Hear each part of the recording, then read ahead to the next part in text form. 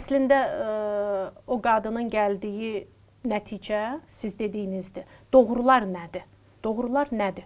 Kişi niyə başqa bir qadına bayaqlarda verdim, ehtiyac duyur, bu sualı verdim bayaqlar sizə. Səbəb nədir? O qadından artıq o enerjini ala bilmir, o sevgini ala bilmir, yoxsa qadın uşaqlar arasında parçalanır. Nədir səbəb?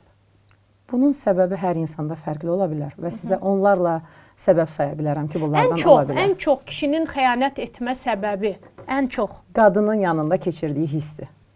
Ümumiyyətlə insanları bir-birinə hiss bağlayır.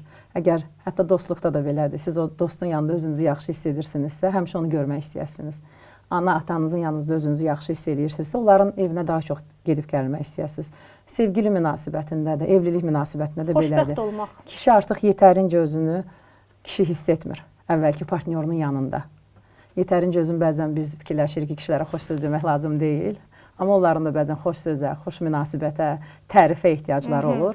Bunu təbii ki, yeni partnyor daha belə deyək, istəkli şəkildə eləyir və təbii ki, onların yanında keçirdiyi hiss onları bir-birinə bağlayır.